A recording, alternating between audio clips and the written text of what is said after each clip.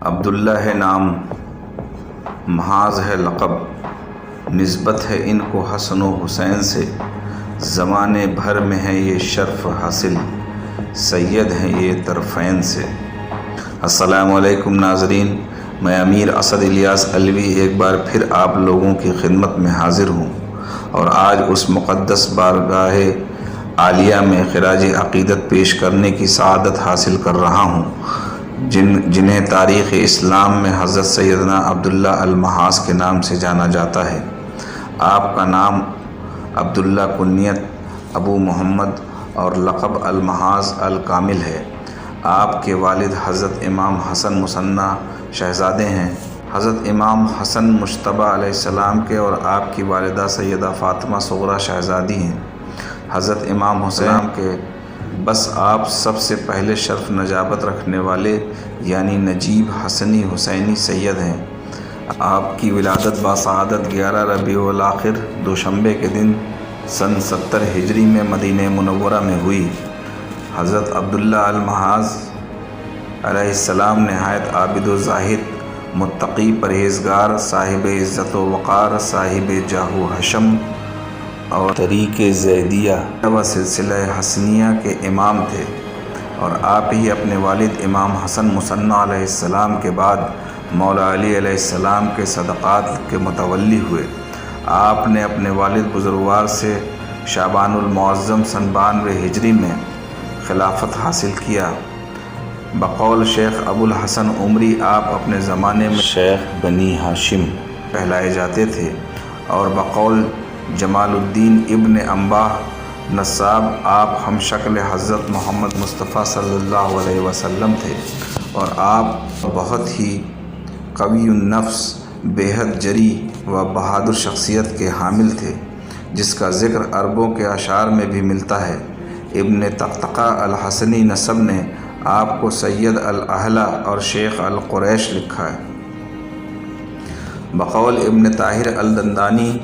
نساب آپ کو جعفر المنصور نے قید کیا، اور آپ سے آپ کے 2 بیٹوں حضرت محمد نفس زکیہ اور ابراہیم کے متعلق پوچھ گچھ کی کہ وہ کہاں ہیں، اور پھر آپ کو قید کر کے عراق لے گئے، اور وہاں آپ نے وفات پائی، اور شیخ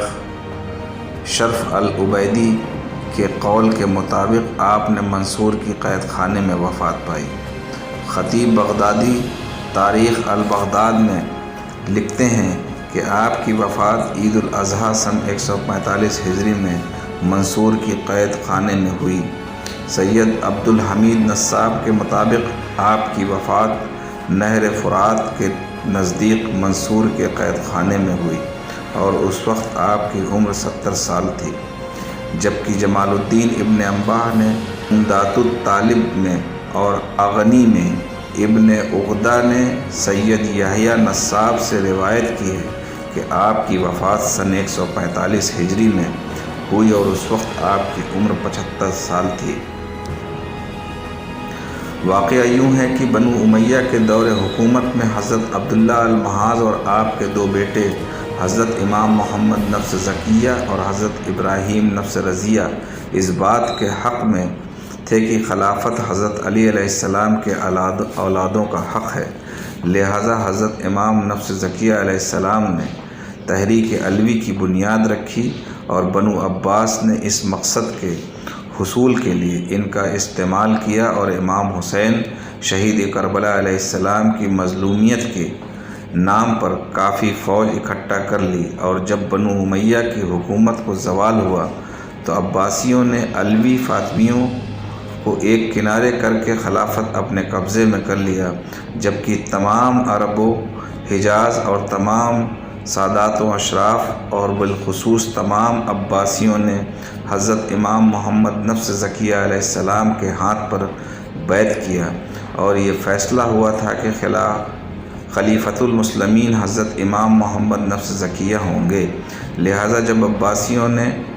خود ساختہ خلافت کا اعلان کیا تو ان کا پہلا بادشاہ عبدالعباس صفا ہوا، اور حضرت امام نفس زکیہ اور حضرت ابراہیم روپوش ہو گئے۔ ابو العباس صفا تو حضرت عبداللہ المحاذ کا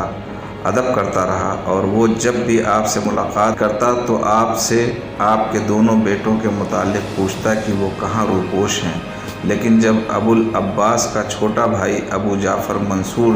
تخت نشین ہوا اور اس نے 140 ہجری میں سفر حج کیا تو حضرت عبداللہ المحاذ کو مروان کے گھر میں قید کر لیا، اور ان کے ساتھ اولاد امام حسن کے باقی افراد بھی قید ہوئے۔ یہ تمام حضرات پہلی بار میں مدینہ میں قید ہوئے اور بعد میں ان کی تعداد بڑھتی رہی۔ جعفر منصور نے رواح بن عثمان کو زندان بان مقرر کیا، جس نے آل حسن علیہ السلام پر ظلم کی انتہا ختم کر دی، یہاں تک کہ وہ ظلم کرتا جاتا اور لوگوں کو حضرت عبداللہ المحاذ کے پاس بھیجتا کہ وہ ان سے حضرت کے دونوں فرزندوں کے متعلق پوچھیں کہ وہ دونوں کہاں چھپے ہیں۔ حضرت عبداللہ المحاذ ارشاد فرماتے تھے کہ میری مصیبت اور تکلیف خلیل خدا حضرت ابراہیم علیہ السلام کے مصیبت سے بڑی ہے، کیونکہ انہیں حکم ہوا تھا کہ بیٹے کو ذبح کریں، اور ان کے لیے بیٹے کو ذبح کرنا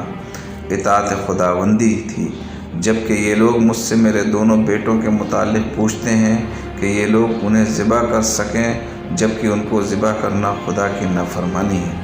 حضرت عبداللہ المحاذ علیہ السلام 3 سال تک مدینہ میں قید رہے۔ سن 144 ہجری میں جعفر منصور جب دوبارہ حج کرنے آیا تو ربضہ کے مقام پر